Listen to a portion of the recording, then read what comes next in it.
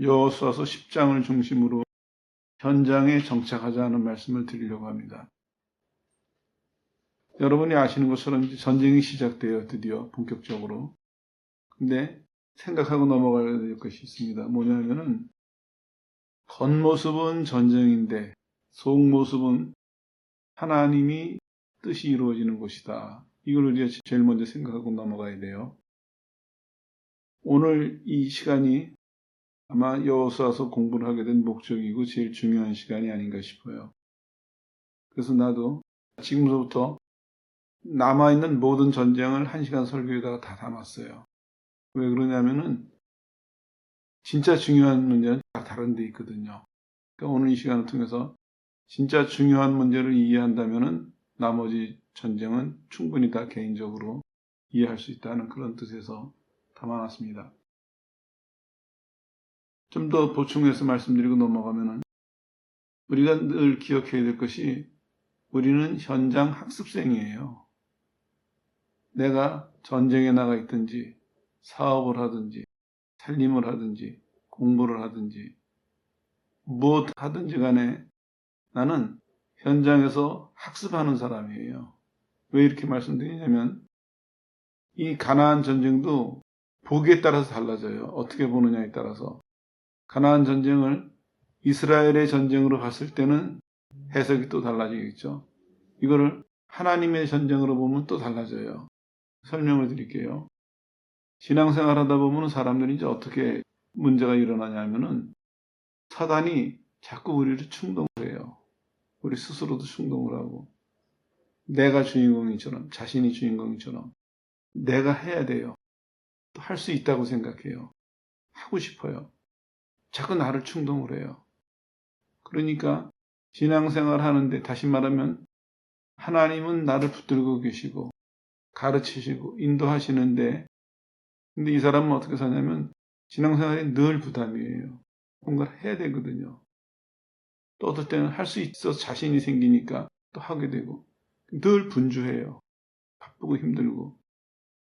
이게 왜 위험하냐? 바쁘고 힘드는 동안에 하나님하고 가까워지질 못해요. 그러니까 신앙생활을 결산을 해보면 시간은 많이 흘러갔어요. 여러 가지 한 것 같아요. 근데 문제가 뭐냐? 하나님하고 가까워지지 않았어요. 이 치명적인 문제거든요. 또 어떤 사람은 정반대의 현상이에요. 자신감이 없는 사람. 그런 사람은 늘 걱정이 돼요. 늘 염려가 되고. 그래서 하나님이 나를 붙들고 계시고 가르치고 인도하심에도 불구하고 늘 염려 속에 쌓여 있어요. 걱정, 근심, 불안, 염려. 이 사람 어떻게 되겠습니까? 초조해요, 늘. 편안하지가 않습니다. 본인이 편안하지 않으니까 옆에 사람도 편안하지 못하게 만드는 거예요. 본인이 편안하면은 옆에 불안해하는 사람을 편안하게 해줄 텐데 본인이 불안하니까 가만히 편안하게 지내는 사람마저 자꾸 들쑤셔요. 내 불안을 가지고. 내 걱정과 염려를 가지고. 그래서 이것도 하나님께 가까이 가지 못하니까 문제가 일어나고 있습니다. 이게 왜 이런 문제가 일어나느냐? 잘못 이해하고 있는 겁니다. 내가 현장에 있더라도 좀 전에 말씀드렸죠. 내가 전쟁에 나와요. 오늘 전쟁 얘기가 실감 나겠어요. 전쟁을 하더라도 나는 뭡니까? 나는 학습생이에요. 이 전쟁을 누가 지금 이끌고 계십니까? 하나님이 이끌고 계시거든요. 하나님의 전쟁을 나는 구경하면서 아, 하나님이 이런 분이구나, 이렇게 하시는구나 배우는 사람이거든요. 그리고 그 배운 거를 가지고 하나님께 감사하고 하나님을 아는 사람, 믿는 사람, 하나님을 안 믿는 사람에게 우리 하나님이 이런 분입니다. 이렇게 하셨습니다. 이 전하면서 살면 되거든요. 간단해요. 근데 이걸 우리가 잘못 이해하고 있으니까 신앙생활이 갈수록 쉽고 간단한 것이 아니라 갈수록 복잡하고 힘들어져요. 우리가 잘못 이해하고 잘못 행하기 때문이에요. 출발은 잘못된 이해에서부터 출발이에요. 오늘 이걸 분명히 하시고 넘어가면 좋겠어요. 우리는 내가 직업이 뭐든지 내가 현재 겪고 있는 모든 일들을 포함해서 우리는 학습생이에요. 그러니까 하나님이 역사하시는 현장을 믿음으로 받아들이면 돼요. 따라가면 돼요. 예전에 내 전도사 시절에 그렇게 질문하는 집사님이 있었어요. 대답을 했는데도 자주 질문했어요. 몇 년 동안에.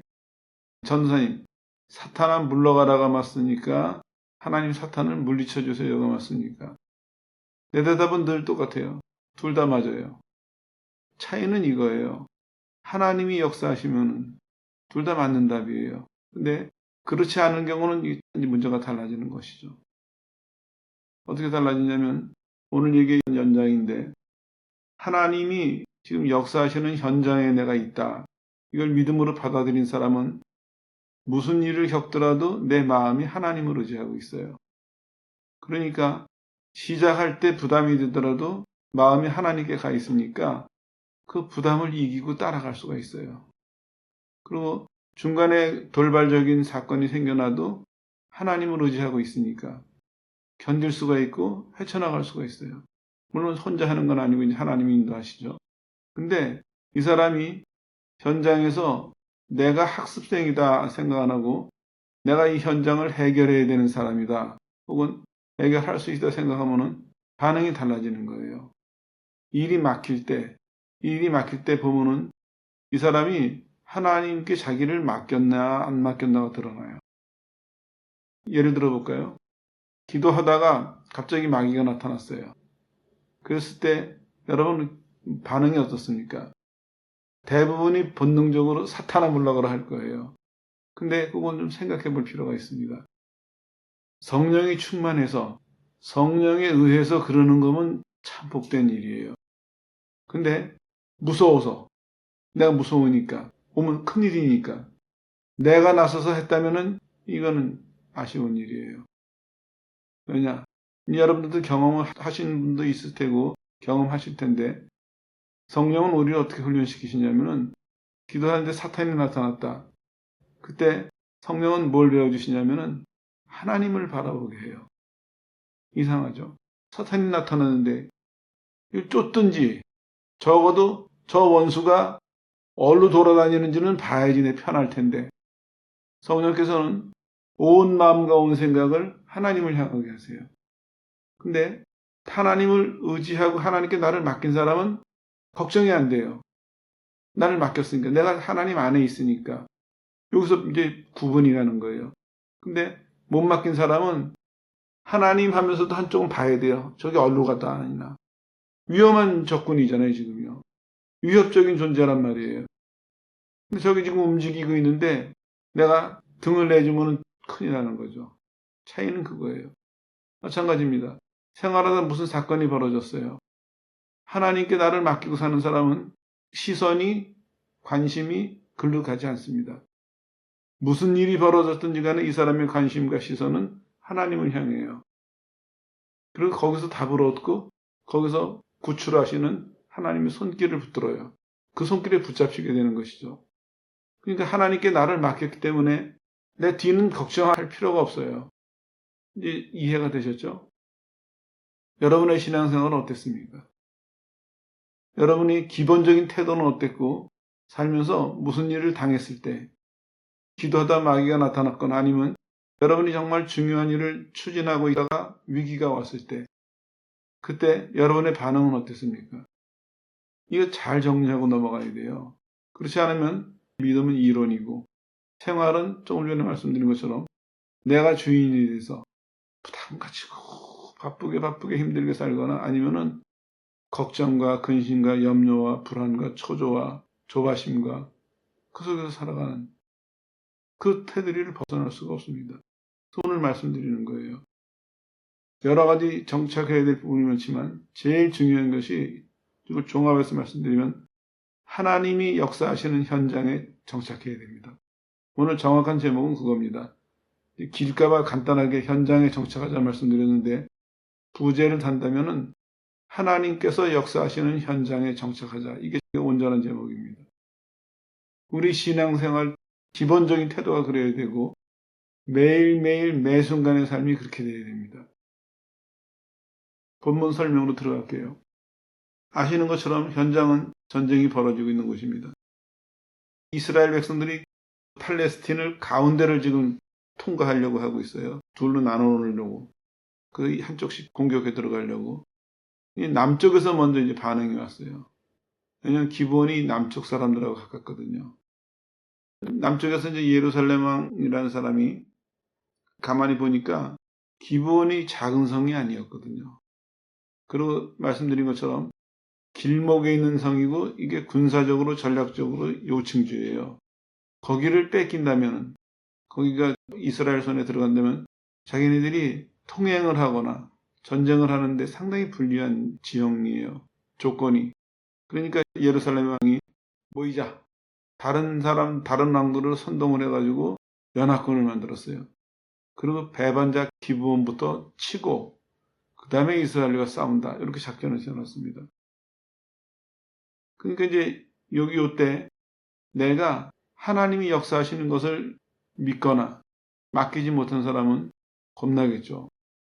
아무리 그 조그마한 부족 국가였지만 한 나라씩 싸우기도 겁나는데 남쪽 사람들이 다 모였거든요. 실제로 여기 지금 5명이 추측이 되는데 남쪽에는 16명의 왕이 있고 북쪽에는 15명의 왕이 있어요. 사람들이 많이 있거든요. 이 사람들이 뭉쳤으니까 지금 이제 이름은 5명이 나왔지만 전쟁이 시작되면 나머지도 또 여기 가세할 수도 있거든요. 그런 부담되는 상황인데 성경은 뭘 암시하고 있냐면 잘된 일이다 이거예요. 결론을 말씀드리면 그래요. 왜냐? 넓은 지역에 살던 사람이 아니잖아요, 이스라엘은. 이 사람들은 살던 사람이고 구석구석 숨어있는 사람들을 일일이 찾아다니면서 무찌르려면 힘이 몇 배나 들었을 거예요. 근데 자기네가 모였어요. 한 번에 그냥 이길 수 있도록. 북부도 똑같아요. 북부는 더 많아요, 인구가. 땅도 더 넓고. 그리고 또 북부는 산악지대예요. 남쪽은 그래도 평야니까 전쟁을 하기가 쉬운데 만약에 북쪽 골짜기에 숨어가지고 전쟁을 한다면 이스라엘은 상당히 긴 시간 동안 전쟁을 해야 됐어요. 놀랍게도 북쪽에서도 다 모여요. 자, 여기서 정리를 하고 넘어가죠. 시각 차이예요. 시각 차이. 무조건 어떤 일이 벌어졌을 때 무조건 나한테 유리하게 해석하는 것은 힘이 안 돼요. 그러나 하나님을 근거로 바르게 해석하는 것은 강력한 힘이 돼요. 오늘 이 사건도 종합해서 본다면은 지금 현재 모습은 이 사람들이 뭉치니까 이거 더 어려워지지 않았느냐 이렇게 이해할지 모르지만 결과적으로 보니까 더 쉬워졌어요. 딱 2번만 이기면 됐어요. 일일이 31명의 왕을 찾아다니면서 죽이지 않아도 됐어요. 자기네들이 모여 있으니까. 특별히 북쪽 사람들은 골짜기에서 다 자기네들이 나왔어요. 죽이기 쉽게, 이기기 쉽게. 차이가 나죠. 같은 전쟁터인데 하나님이 역사하시는 것을 보는 사람, 그 하나님께 나를 맡긴 사람은 상황을 이해하는 것부터 달라져요. 받아들이는 태도가 달라지겠죠. 그럼 작전이 달라지겠죠. 마찬가지입니다. 좀 전에 말씀드린 것처럼 오늘 같이 예수를 믿으면서도 어떤 사람은 늘 분주하고 바빠요. 그 사람 진심이에요. 잘 믿으려고, 열심히 하려고. 근데 성과는 별로 없어요. 늘 애만 써요. 늘 힘들고, 늘 부담되고, 안 하면 안 될 것 같고.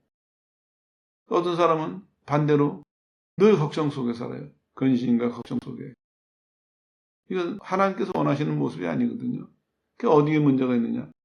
하나님이 역사하시는 현장에서 훈련이 안 됐기 때문입니다. 그 사람이 신앙생활하면서 매 순간 하나님이 역사하시는 것을 믿고 맡겨서 그 현장에서 훈련이 됐다면 생활에서 그게 나타날 거거든요.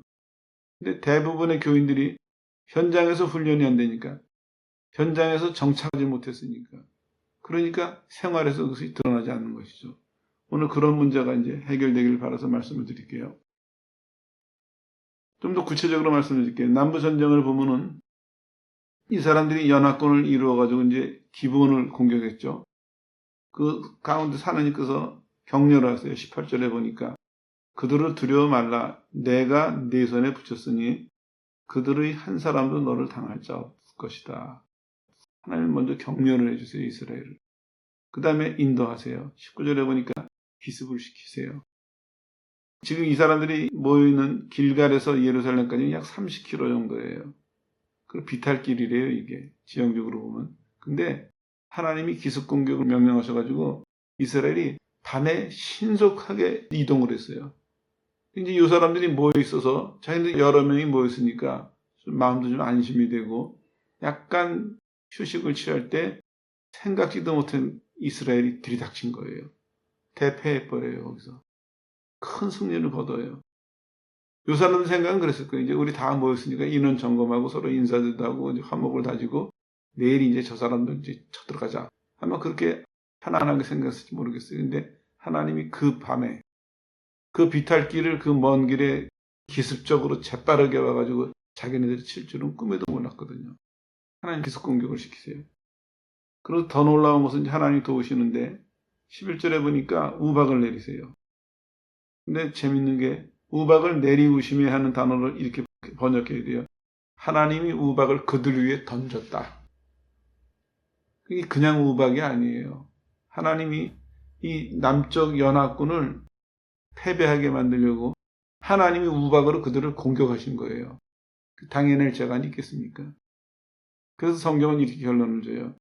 이스라엘이 칼로 죽인 사람보다 우박에 맞아 죽인 적군이 훨씬 더 많았다. 자, 이제 안심이 좀 되세요? 이게 현장입니다. 다시 반복해서 말씀드립니다. 여러분의 직업이 무엇이든지 겪는 사건이 무엇이든지 간에 여러분은 늘 이걸 기억하셔야 돼요. 나는 하나님이 역사하시는 현장에 있다 지금. 내가 잘못해서 왔지, 누구 때문에 왔지 다 생각하지 마세요. 무조건 하나만 생각하세요. 내가 어디에 있든지 무엇을 하든지 나는 하나님께서 역사하시는 현장에 있다. 그 찾으면 돼요. 그 손길을. 내 하나님이 어디 계실까? 어디서 역사하실까? 그 시편에도 있죠. 내가 눈을 들어 산을 보리라. 나의 도움이 어디서 올고. 하나님이 역사하시는 현장에 내가 서 있다. 이걸 믿는 사람은 무슨 일을 당하더라도 그 믿음을 가지고 하나님의 손길을 찾을 거예요. 아까 말씀드렸죠?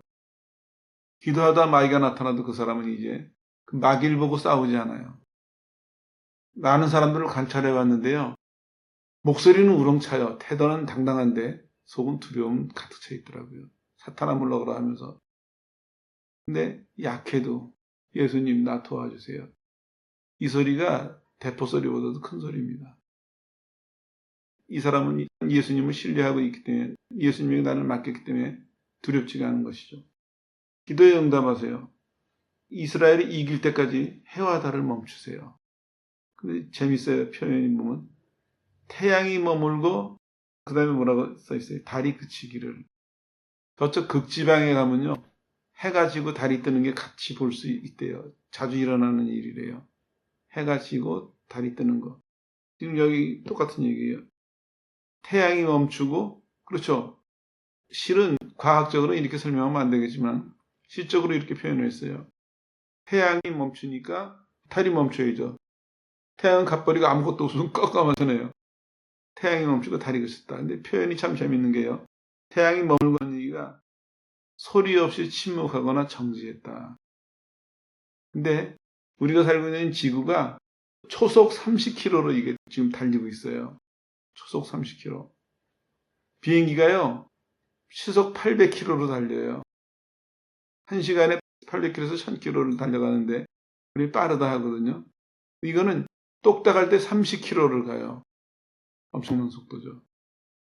하나님께서 우리 귀를 잘 만드시지 않았으면 우리는 시끄러워서 귀 다 터져서 죽었을 거예요. 설교가 좀 거칠어졌는데 우리 지구가 조용히 움직이는 게 아니에요. 이 큰 몸집이 1초에 30km의 속도로 자전거 공전을 하면서 돈다고 생각을 해보세요.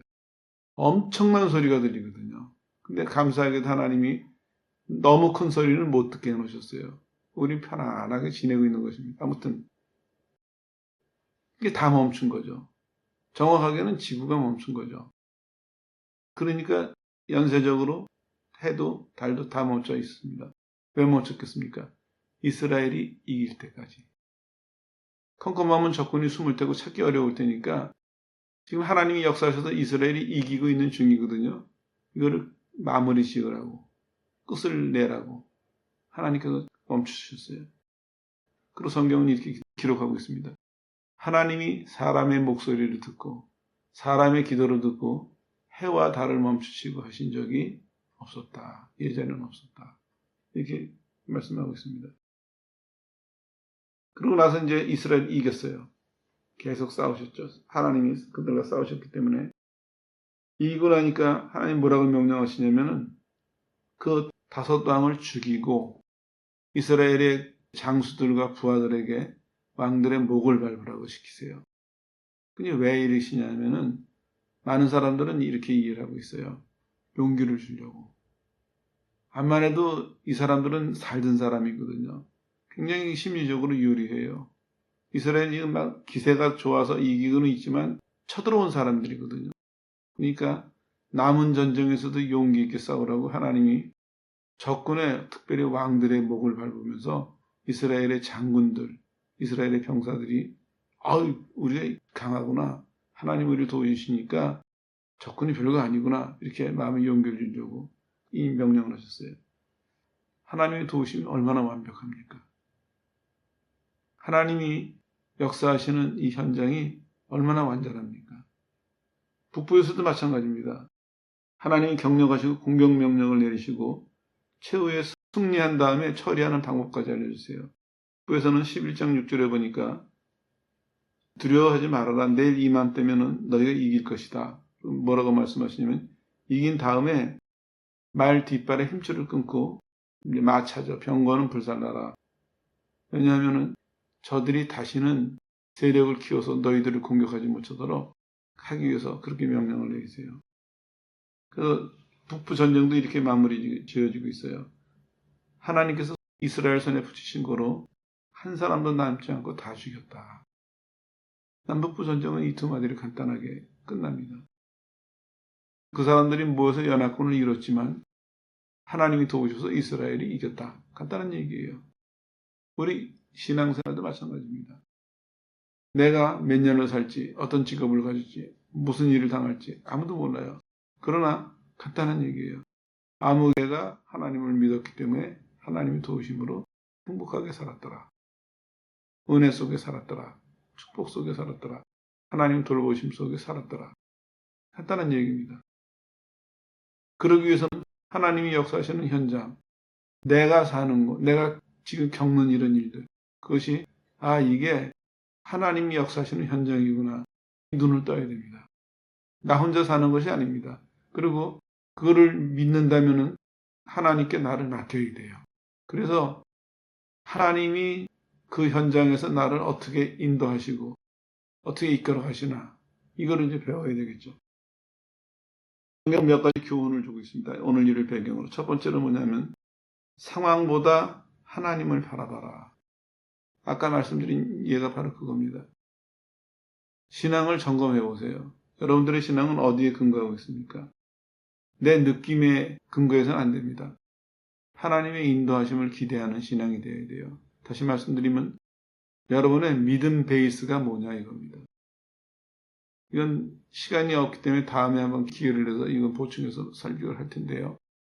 간단하게 말씀드리면 사람들의 신앙이 다 같은 거지만 실은 그게 아니에요.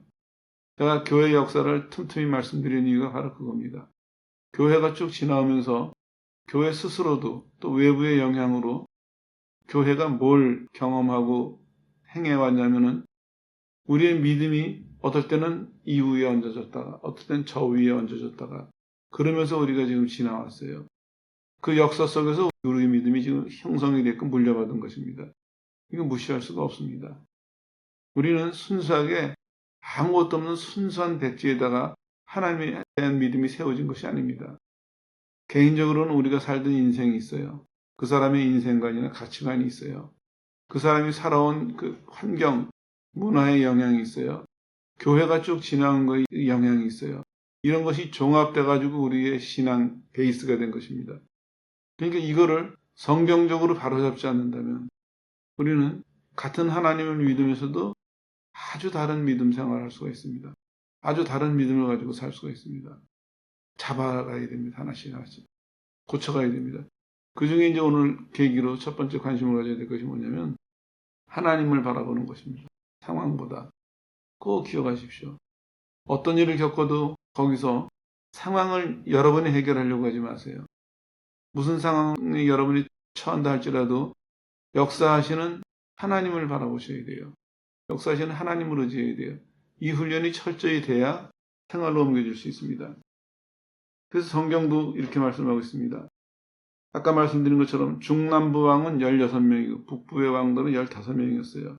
북부는 땅도 넓고 인원도 많았거든요. 근데 중남부의 전쟁은 6장, 7장, 8장, 9장, 10장 길게 해놨어요. 근데 북부의 전쟁은 15줄로 끝내버렸어요. 왜 그럴까?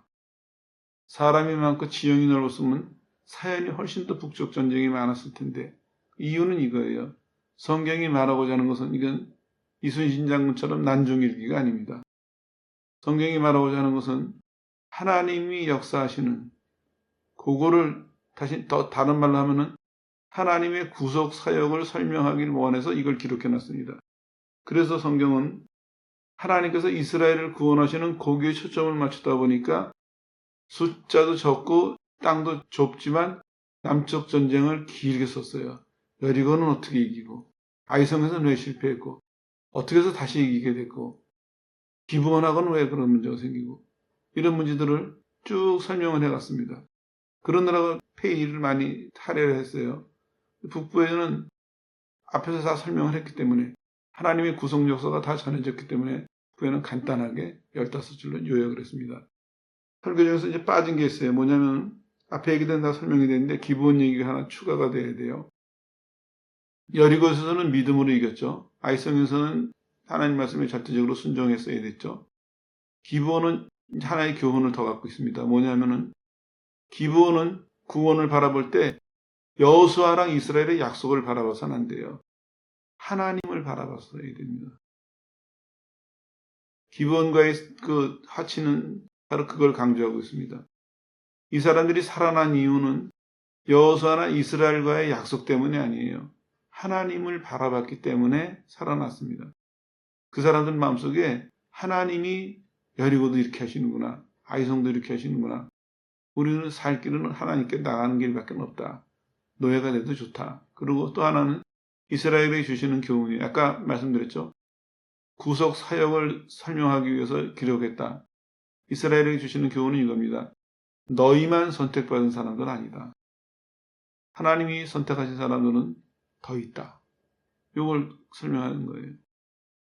이게 이제 성경이 뭘 열어주고 있습니까? 지금까지 이스라엘 사람들은 우리 민족, 우리 조상 아브라함에게 약속하신 하나님, 그 후손인 우리들만 생각했어요. 근데 그 사람들의 생각을 열어주고 있습니다. 지금. 그 사람의 태도와 눈을 열어주고 있습니다. 하나님이 택하신 사람들은 너희 외에도 더 있다. 그것이 꼭 너희들만의 것으로 여겨서는 안 된다. 그럴 때 무슨 생각이 드십니까? 모든 민족, 모든 족속에게 하나님을 전해야 될 성경할 마음이 이들의 가운데 생겨야 되겠죠. 그런 것을 이제 보완해가지고 하나님께서 중남부 전쟁을 길게 기록해 놓으셨습니다. 그리고 또 하나 이제 교훈을 주시는 것은 뭐냐면은 기업을 얻어라 말씀하고 있습니다.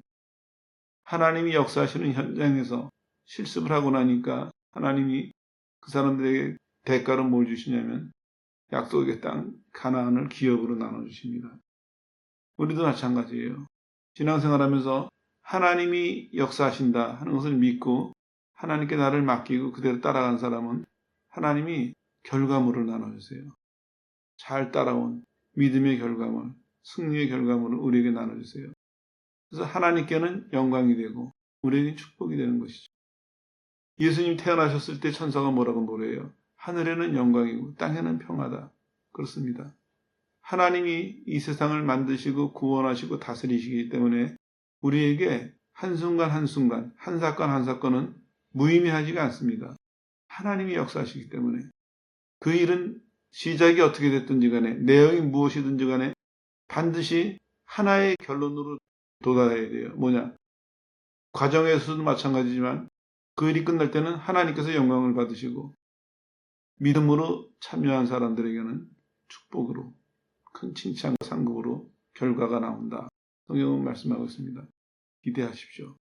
하나님을 믿을 때 우리에게 세상에서 힘들고 어려워도 끝까지 믿음을 지켜라. 천국에서 좋은 거로 줄게. 그렇게만 하시지 않습니다. 너가 이 세상에서 믿어가지고 충성하면은 천국에서 상을 준다. 뿐만 아니라 이 세상에 사는 동안에는 이 세상에 합당한 상도 주겠다. 이 세상에 합당한 복도 주겠다. 동시에 말씀하고 계십니다. 기업을 기대하세요. 물론 그게 이제 제일 첫 번째 조건이 있어서는 안 되겠지만 일단 하나님이 역사하신다는 것을 믿는다면은 이것을 하나님이 이루실 것을 믿고 자신을 맡기세요.